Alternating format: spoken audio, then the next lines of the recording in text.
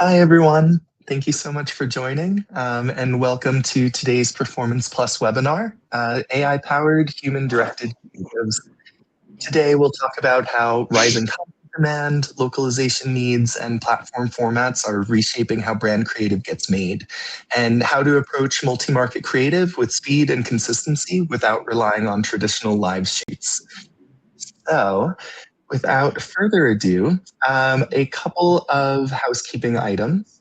So, things to keep in mind, this is an informal education session aimed at providing insight from our experts. Please ask questions throughout using the Q&A feature that you see on the interface. We'll answer them at the end. The session will be recorded and sent after the event to your registered emails. It's also available via mcsachiperformance.com. The audience will be on mute throughout, but please feel free to make use of the chat or Q&A functions. And we'll also run a couple of polls shortly, so please don't hesitate to participate. Before we start, I'd like to introduce our wonderful panelists for the day. We've got brand, creative, and tech all in the same room because what we're discussing today really sits at the intersection of all three. So we have Alita, our global head of creative, Edu, a brand marketing director for Groupon, Francis, our head of technology, and yours truly, John, managing partner for the US at MNC Saatchi Performance. I'm personally super excited to lead today's conversation because I've been pretty close to this campaign we've partnered with Groupon on from the original brief to seeing it live in market.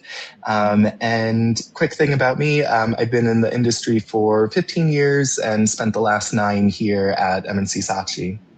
I'll pass it to the team to introduce themselves and tell us 2 quick things, what angle they'll bring in today's conversation, as well as what the most interesting recent use of AI they've either heard of, seen, or done themselves.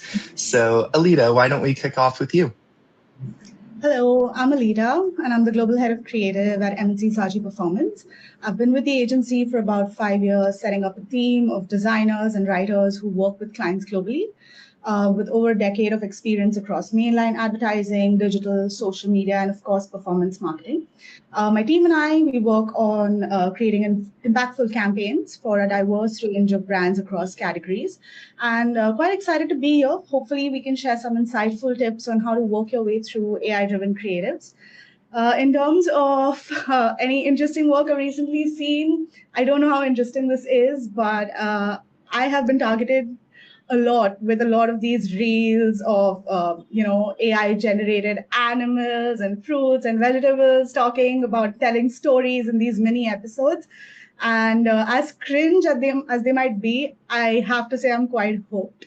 So yeah, I think that's it from me. I'll pass it over to Edu to introduce himself. Hello, everyone. I'm Edo. Nice to meet you. So I've been in design and branding for the past 10 years, and I'm responsible for brand marketing at Groupon.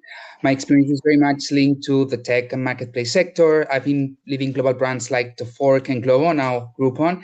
And my past work spans from driving brand transformations, including global rebrandings, global brand strategies, and production in upper funnel campaigns. So really hopefully to bring that expertise into the session today. Very excited to be here, and thank you very much for having me.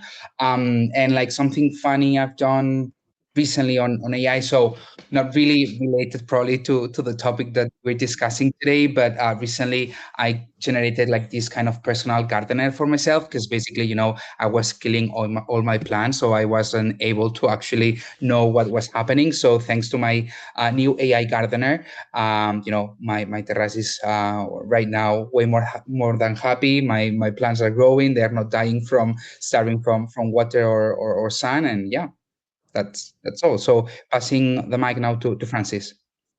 Thanks, Edu. Hey, guys. I'm Francis. I have around 20 years in tech and around 10 years in advertising at MNC Saatchi Performance as head of technology. I lead the AI research and development. So that means, first of all, learning about AI, and then AI keeps on changing every day. So keeping up with the trends, and then building applications using AI, and then building AI native applications as well. and then of course making sure our teams have the right and compliant AI tools to be more productive. I'm also part of the AI steering committee at the group level. Really excited to be here.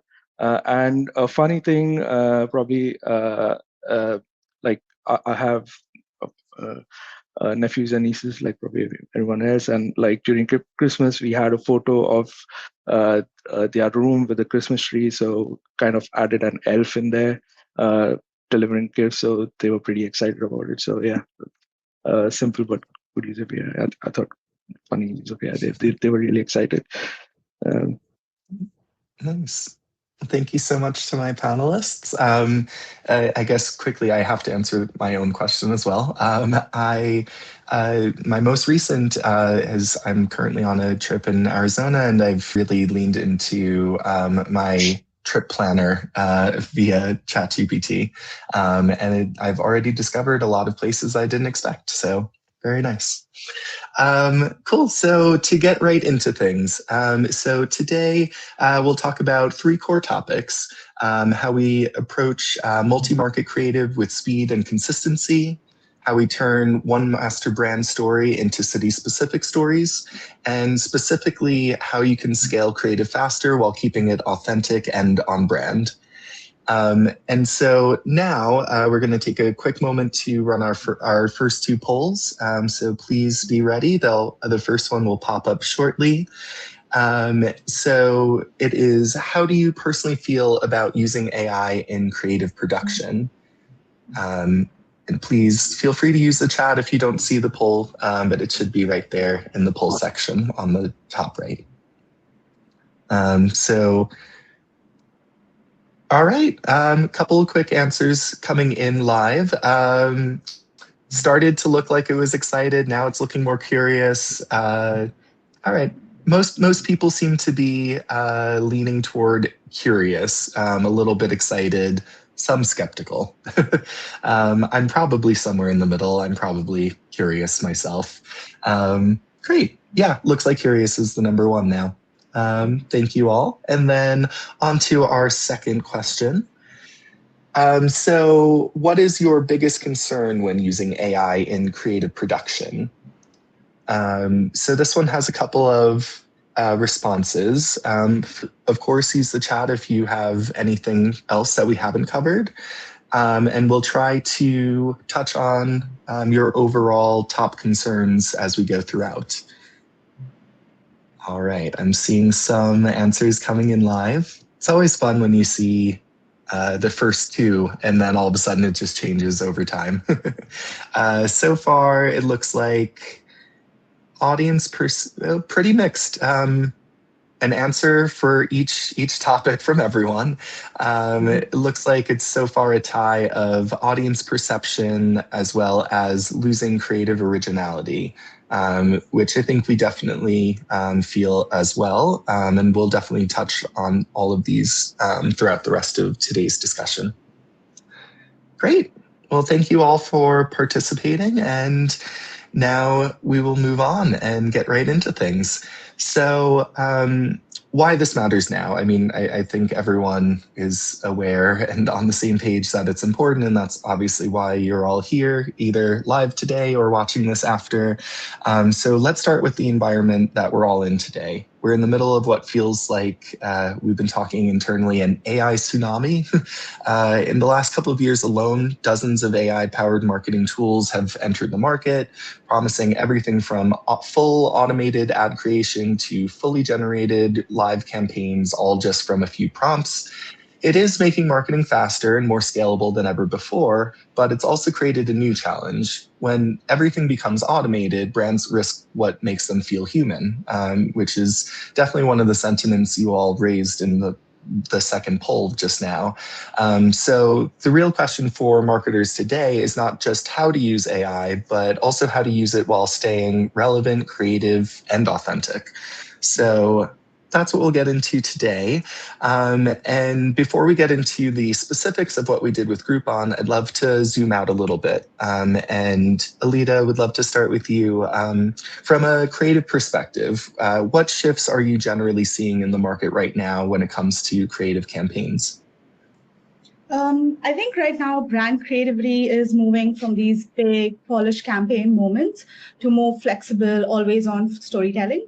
And AI has made it easier to create at speed and scale. But I think the real difference today isn't about who can make more content, but it's about who knows what content should exist in the first place. So we're also seeing audiences connect more with work that feels a little realistic, specific, rather than overly perfect or AI pretty.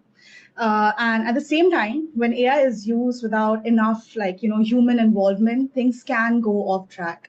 So a lot of brands are ending up with work that looks nice but feels a little generic or maybe culturally off, or even slightly untrustworthy, especially when it comes to experiences that are meant to feel real. So sometimes it drives short-term performance, but slowly starts chipping away on your brand distinctiveness. So I think the shift here isn't about AI taking over creativity. It's changing what creative really needs to do. AI helps bring that speed, but it's humans who bring that context and taste and meaning. And I think the sweet spot is using AI to power that scale, but keeping human direction at the center of your work to make sure it still feels relevant and on brand. Great.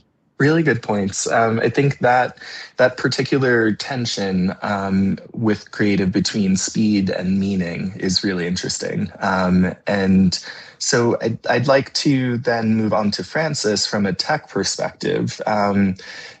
How do you think technology is helping that resolve that tension? What are some of the real breakthroughs that you're seeing happening? Absolutely. So on one side, you have unprecedented demand, right? Like you have always new platforms coming in. You have new markets, new formats, more personalization in platforms available, et cetera, et cetera.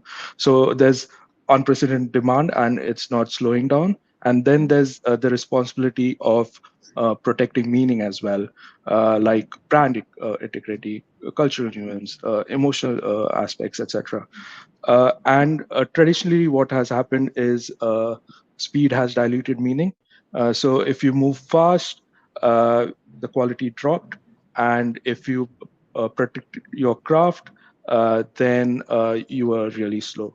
I think the real breakthrough is AI allows for humans to focus on the meaning while AI accelerates the mechanics around it, like it builds a system so accelerates scaling, etc. And we can see this clearly in three things. So rapid prototyping. So as part of the process, you do storyboarding, and we come up with ideas, and you can go one step ahead and actually create prototypes and actually visualize those ideas. So let's say you have a campaign and there are options of three directions. One is aspirational lifestyle, the other is humor, and then the other one is cinematic storytelling. Now, these are very abstract ideas. Like if you're discussing them, you're probably like maybe throwing ideas like how do you debate these abstract ideas. With AI, you can actually quickly visualize these by creating characters, visual scenes, environments, etc. In minutes, and therefore you can like quickly prototype and have a richer discussion. The other one is intelligent localization. So you have one hero creative, and then you can create multiple creatives for different languages, different locales, different cultural nuances, etc. And like with Groupon, I think it's discussed later. You can clearly see how we localize the hero creatives for multiple regions. Then the third one is creative analysis. So using AI, what you can do is extract elements out of creative. So you can extract things like background, human faces, text, etc., and then combine campaign performance to it, and then you can analyze actually which element is driving how much performance, and then you can make sure those elements are included um, within your optimized creative. So the real shift is AI not replacing creativity. It's allowing humans to focus on creativity while protecting meaning and still operating at a speed that modern marketing demands. Awesome. Thank you, Francis. And sticking with you for one more question, let's get down to brass tacks. If a brand Yeah. wanted to modernize their production model today, what foundations do they need to have in place? And hopefully, everyone who's joining us or watching after can jot down some notes. Yeah, absolutely. Yeah, you let's say you have paid 100,000 for an AI tool like the enterprise version of ChatGPT or something. Even though you have the best tool in place, not saying ChatGPT is the best tool, but yeah, you've paid a lot. Even though you have best tools in place, if the foundations are not in place, you won't be able to use those AI tools effectively. From a tech perspective, I see three foundations that really matter. The first one is AI ready data. So the only way you work with these Gen AI tools is prompting. And prompting has two parts. One is the context, and the other one is the actual question, right? What you want to do. The context needs to be structured and detailed to give a really good output.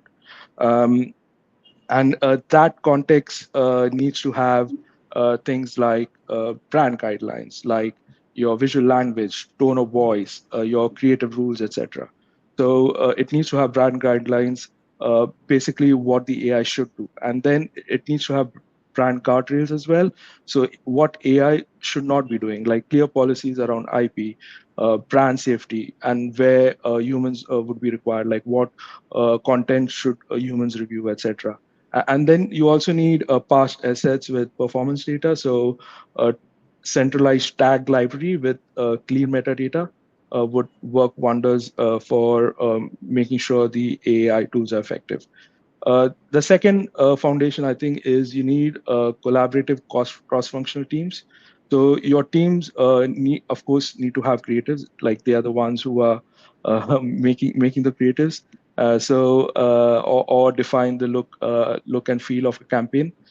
You also need, of course, people like me, tech team.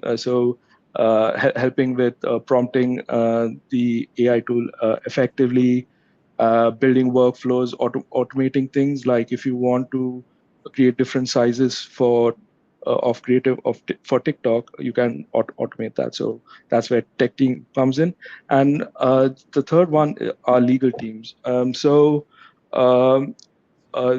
are definitely important as well to make sure everything's compliant. So, for example, creating thumbnails, like it's really easy to go into the free version of ChatGPT and creating a thumbnail. But can that be actually used commercially? No, because it doesn't have a commercial license, and that's where like the legal team comes in, making sure everything is compliant. There are also specific tools to do specific things. So there are specific tools to generate thumbnails, and teams come to you and say, "Oh, can this be tool be used? Like, is it training on your data? Is it using copyrighted data, etc., etc.? Can this actually be used?" And if the legal team actually takes 2 to 3 weeks, I think your process will slow down. So you need to have legal teams within your team to make sure everything runs smoothly. The third one is test and learn culture. Unfortunately, AI is not a one-shot process. Like it won't work if you just prompt it and like it will give you an amazing answer. It's an iterative process. So you have to test fast, learn fast, refine, and then continue that whole process. So if you have, let's say, 20 variations of the creative. You test it, see what works, see what doesn't work, what elements work, and then continuously refine it. So once these three foundations are in place, I think you can get the most out of the AI tools that you have in place. Excellent. Very helpful, thank you. And so now to turn this into a real live example, let's go into Groupon and how Groupon has brought these principles to life. So Edu, when you think about where Groupon was at that point in time before kicking this ambitious project off, what pressures were you feeling as a brand and what needed to change? Yeah, sure. So I think that like Groupon is in a transformational momentum. So we are moving from turnaround to growth, but in a very competitive e-commerce marketplace, we needed to bring in something different, right? So our business is local. We actually bring people together in the real world, and we connect them to local businesses around them. And in fact, our success happens when people actually go to Groupon, book quickly, and stop using our technology, so they can live life offline more often. So all of that ambition had to be conveyed into a global campaign, actually a local campaign, so a global format that represents well this new era for Groupon, but actually locally relevant in the places we were aiming to launch this initiative. So, and we needed to drive reach and conversion across multiple markets, while of course, maintaining brand consistency, agility, emotional authenticity, and those local cues that make you feel related and attached to the creative. So I think that all of that was possible thanks to this AI approach we work with you guys, and would have been extremely complex with the use of traditional live productions. Absolutely. And I would just say, of course, the final output was my favorite part, but my second favorite part was some of the earlier edits that didn't quite make the Yeah. final round and ended up on the cutting room floor. Because it's always interesting, and the art of crafting the correct prompt and really getting everything as accurate as possible is really interesting to watch. So I guess with that in mind, Alita, since of course you had led the project from a creative standpoint at the MNC Saatchi side, I'd love to go a step deeper. Can you help unpack how that human-directed, AI-enabled approach actually worked in practice? And more importantly, what brands who might be joining us today should take away from this?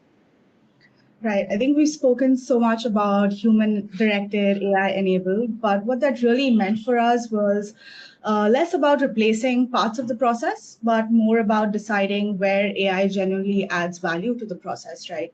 So we used AI to speed things up, things like visual exploration, storyboards, creating environment, and different variations and iterations, which really helped us scale the campaign across multiple markets and also platforms.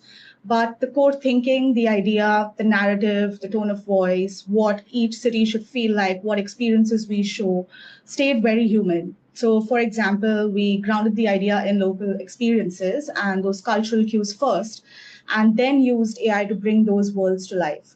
So this meant that we didn't really start with just prompts. We started from a point of view that our team had, and the scripts, the story flow, the emotional intent was shaped in collaboration with our clients, even before AI came into the process. And then from there, we kind of used AI to help build it scene by scene, reasonably quickly, while the team continuously, worked on refining that tone, transitions, adding background music and voiceovers, and crafting that storytelling even better to make sure that it still felt intentional and very on brand. So I think one of the biggest takeaways that brands can have out of all of this would be that AI really works best when you have a super clear creative direction, uh, and it does not replace it. Right. So when you combine that human taste and narrative and storytelling with AI speed and ability to scale fast, you're not just getting more content out of it, but you're getting scalable content that feels more relevant and meaningful. It's a really good way to look at it. I like that framing. And to stay with you for one more moment, as the global head of creative, I'd love to hear from you from a leadership standpoint. I'd love to unpack this very forward-thinking campaign and what it meant to you. What are you most proud of in terms of what we achieved and how we structured this campaign? I think what I absolutely loved was that we didn't let speed come at the cost of meaning, right? It would have been just easy for us to make and mass produce a lot of assets using AI. but instead we worked on building a system where storytelling came first and scale followed. So we started with that clear idea of turn life on with Groupon and grounded it in those real experiences. So each market still felt authentic. I think I'm also proud of the fact of how we structured the work around the campaign. So rather than treating it as a one-off brand campaign or a performance campaign, we worked on building this modular creative system. We started off with just three masters, and then we scaled it through storytelling, narrative, visuals across multiple cities, or even use cases like for the holiday season, for example, without really losing that consistency across the campaign as well as across the brand.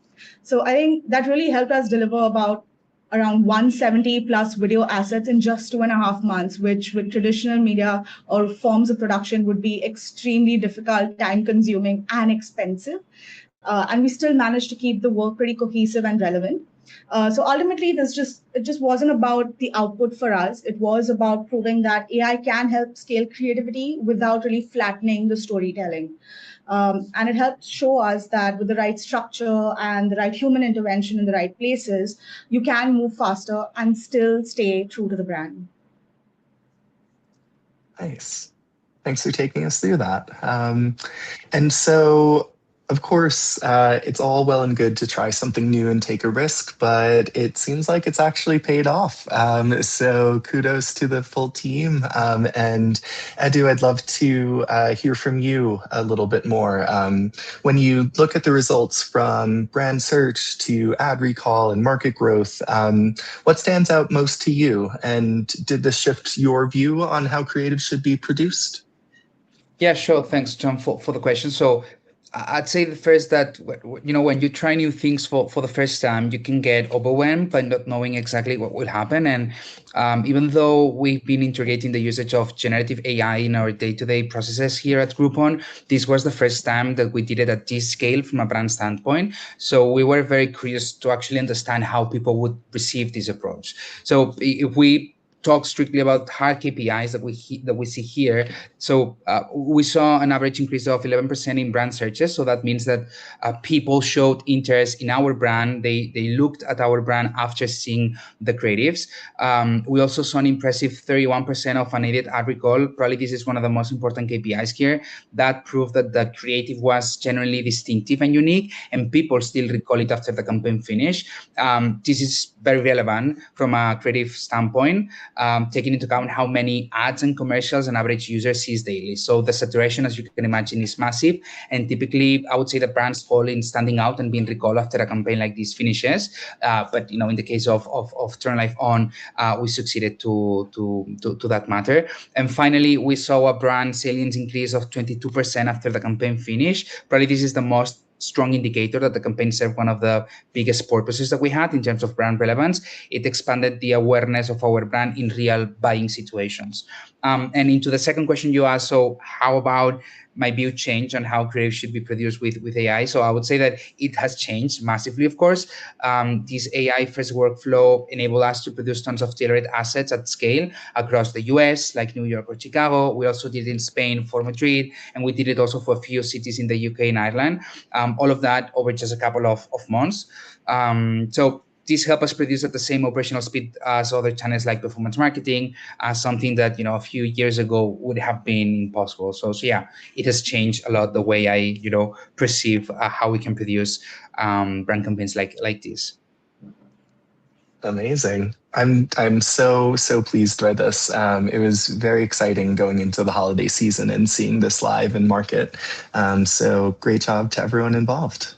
And now we've been talking quite a bit about operationalizing, fun word, operationalizing AI at scale.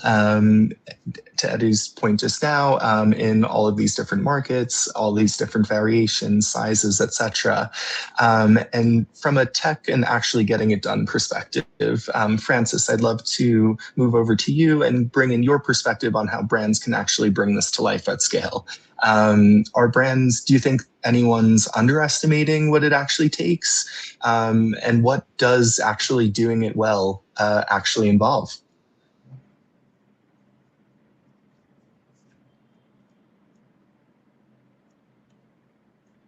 Francis, I can't hear you. I think you're on mute. Sorry, rookie mistake. Sorry. So yeah, it's a great question, and I think a lot of brands are excited about AI. But if they think AI is just adding a tool, then yeah, they are definitely underestimating the change required. So it's not just about adding a tool; it's a whole operational shift. AI changes workflows, it changes roles, it changes decision making. So the challenge is to manage this change across the organization. To do it properly, you need a lot of things. To start with, you need enterprise-ready AI platforms. Shouldn't be using free versions of the AI platforms. Free versions can, like the outputs cannot be used commercially. They probably train on your data. They probably are not ISO certified, etc. They are not using copyrighted data. So you need to make sure that you have enterprise-ready AI platforms that you can use commercially. Then you also need to make sure your teams are trained effectively. So as I said before, like prompting is the way to interact with AI, and you need to know how to prompt.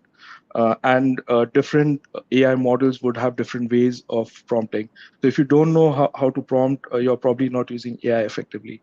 Um, and so you need to train your team on that. So and like if you have two designers, one on the same tool and one knows structured prompting and the other doesn't, like you'll see a huge difference in output. Then AI-driven creative processes as well. Like you need to understand where AI can be used and where humans should be used. You can change part of a process, or you can change uh, like whole of your process. It depends on you. And like with this Groupon example, I think we've already seen how these AI creative processes can be changed using AI. And then you need measurement and validation as well. Like it's good to use AI, but you need to make sure that AI is giving you value as well. So let's say you're running like 50 different variations of the same ad.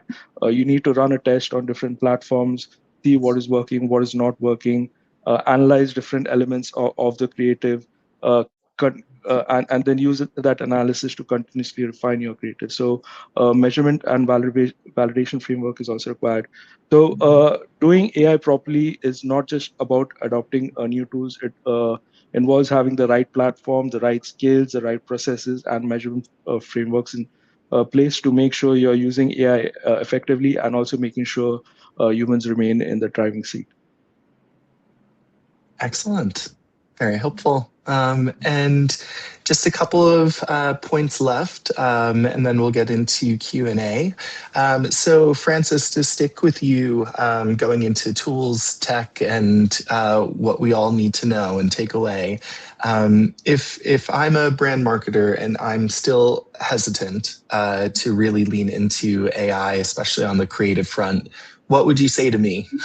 And practically speaking, what kind of tools or technologies should I be exploring to make that shift more meaningful? Yeah, sure. So for a brand marketer, the content landscape has changed. So you have multiple platforms. You have TikTok, Meta, YouTube, etc., and their algorithms reward volume, diversity, iteration, and localization. And so demand for content isn't slowing down; it's accelerating. So your competitive advantage won't come from like simply producing more content. It will be from producing smart content much faster. And practically speaking, I think the tools you should look at, there are three categories you could start with.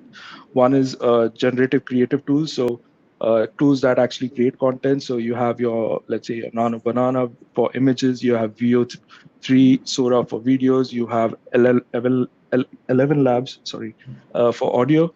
Then you have creative analytics as well. You want to analyze different parts of creative and see what is driving performance. Allison.ai is a good creative analytics platform. It extracts different elements of the creative. You can extract custom things as well, and see what is driving performance, and then keep on optimizing your creative using that. It also checks for best practices for each platform. So it will give. So if you're using, let's say, TikTok, it will analyze your creative using the best practices of TikTok and like give you guidance on like what to improve, etc. Yeah, creative analysis is a good tool. And then once you have your process, once you know where you want to uh, use AI, the next step is probably you want to automate the AI process or even parts of it. That's where you could use workflow automation tools like Comfy UI. So if you want to, let's say, resize your creative for TikTok, you can automate that whole process using something like Comfy UI. Yeah, again, AI doesn't replace creativity. It just makes you gives you scale and speed and helps you focus on ideas, etc. And where content velocity in a world where content velocity matters, I think this becomes a real competitive advantage. Great. Thank you for the specific tips and platforms to look into. I know on the creative analytics front, I could probably use that for my own Instagram personally. Yeah. But to move on to beyond specific tools, what separates brands that are experimenting successfully versus those that are struggling? I'll set you up. Is it mindset, structure, governance, etc.? What do you think? I mean, frankly, all of it. So when like if you want to use AI successfully, it is not about the tools. Like everyone has access to those tools. It's how you approach it, how you use it, right? So it starts with executive sponsorship. As we've discussed before, this is AI transformation. This is change management, and it requires a lot of investment. It requires investment in platforms, training, processes, etc. And nothing is uh, of that is possible without executive sponsorship. So we can start with that. Then start with clear use cases. So a use case could be you want to save time. So we had this process that we wanted to save time on. So first, we mapped the whole process. Working with the team, we found out what individual tasks are involved in this process, how much time those each task take, and then we figured out, okay, the whole process takes around 2 hours. And then what we did was to have a target. Like we want to reduce the time taken from 2 hours to 10 minutes. And we started with targeting the task which takes the most time. And now, after an iterative approach, we have a system where AI and humans work together in tandem. So do begin with a clear use case. Then governance, yeah, make sure that you're clear on what you want AI to do and what not. Have your guardrails, have your brand voice, imagery, compliance, everything documented. You can have AI create your content, but you can also create an AI which reviews that content and says, okay, is does this meet brand guidelines, etc. So do have governance as well. Um, Talent, that's one of the important parts. So you need people not only who can create content, but also direct AI uh, to create content, right? So they should be adept at both following instructions and giving instructions. Having AI is like having an intern and coaching them. You need time and effort, and you need to be a good coach as well. And then lastly, of course, it's mindset. So AI isn't perfect. So traditionally, you had tools where it would give you the right output or the wrong output. With AI, it's probably 80% right or 10% wrong or something like that. It's mostly right, mostly or somewhat wrong, etc. So you need to be comfortable with around 70 to 80% accuracy, let's say, and then have human judgment to fill that 20% gap. So if you have all this in place, I think AI will move from being just a tool to becoming a creative partner. Perfect. I hope everyone joining us today has all of these in place. And if not, hopefully that's everyone's goal for 2026. And to wrap us up, one final question that I'd love to open up to all of my panelists. So, looking ahead very practically, and Alida, I'll start with you, and then Edu and Francis. If you had to give brand leaders three things to think about as they lead the session, whether they're just starting or already experimenting, what would they be? I think the first thing would be to start out with clarity and not just capability. So instead of asking the question of what can AI do, ask yourself that question: what do you want your brand to feel like? I think AI works best when it's solving for a clear direction rather than leading it. Secondly, build systems and not just assets. Try to build those modular creative frameworks that can help you move fast, because the real value of AI isn't just about making one great masterpiece of a work, but its ability to help you scale ideas consistently across different markets, regions, languages, and even moments. And I think lastly and most importantly is protect that human layer. AI can help speed things up, create things really fast and everything. But like I mentioned, that taste, that cultural nuance, storytelling, being on brand, it still needs people.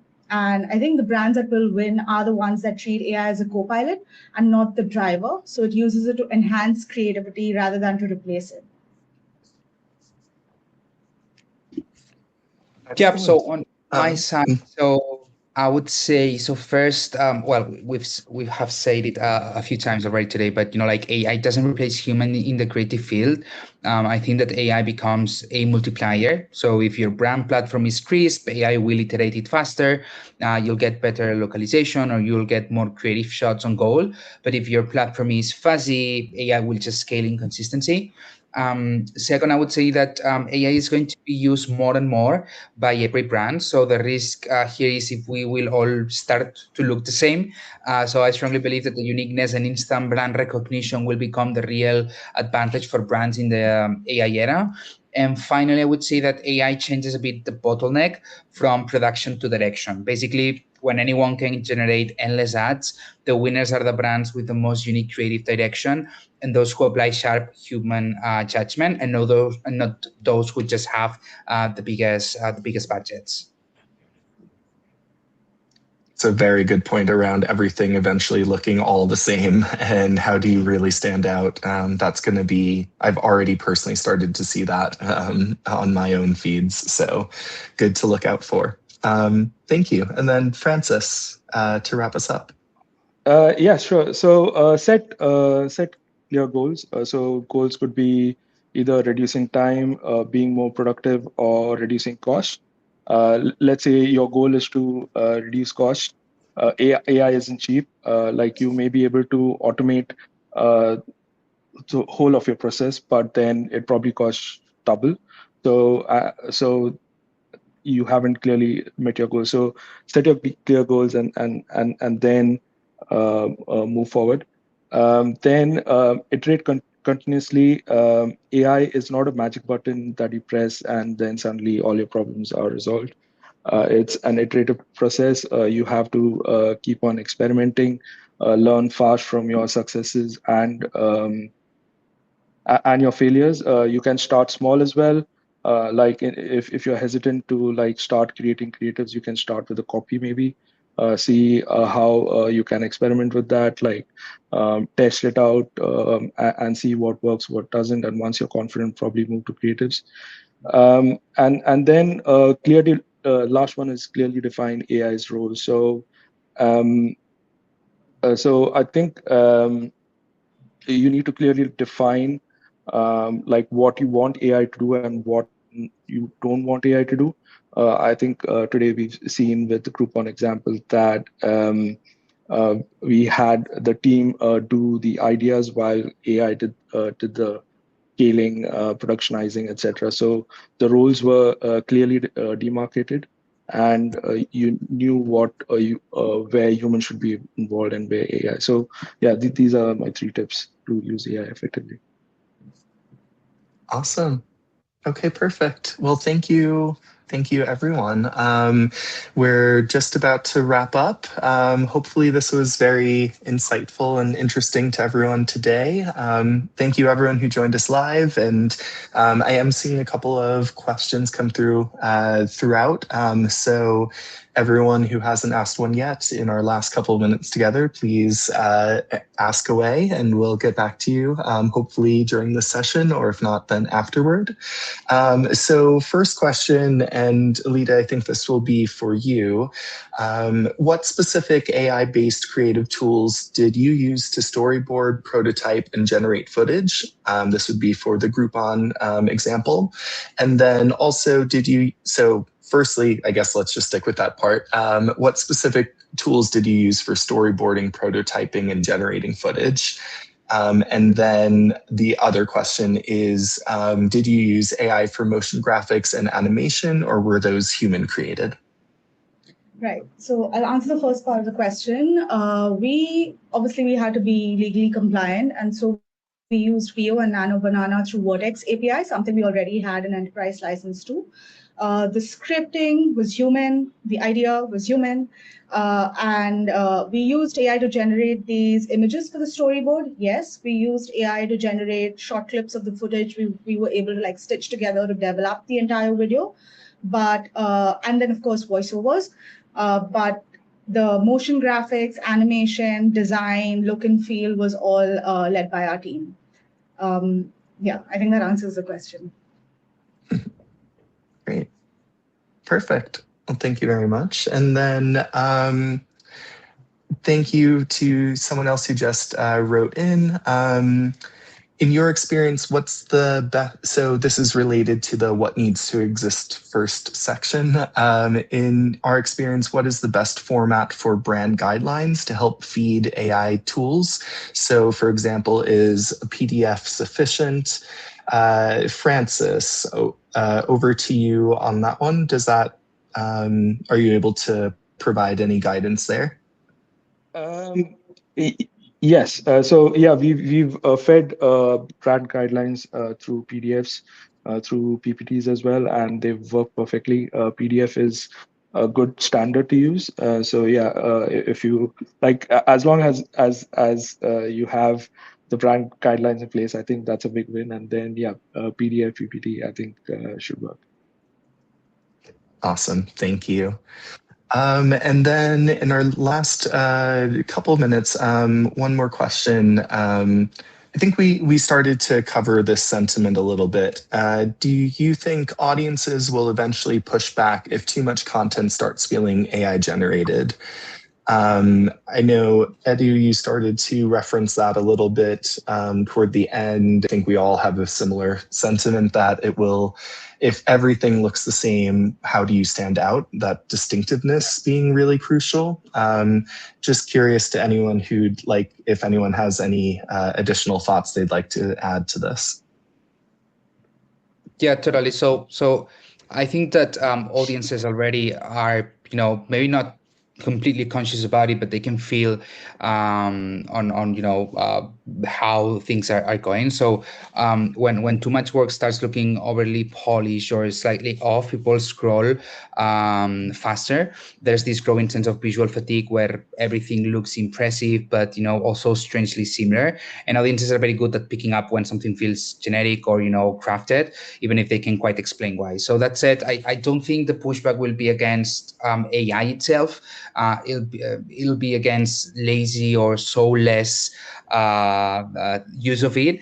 If AI is used to help tell better stories, create interesting worlds, or bring ideas to life that would have been hard before, audiences won't mind at all. But if it starts replacing originality or human perspective, that's when people start disengaging, I believe. So the real change for brands isn't should we use AI, it's making sure that the work still feels intentional, human, and worth paying attention to it.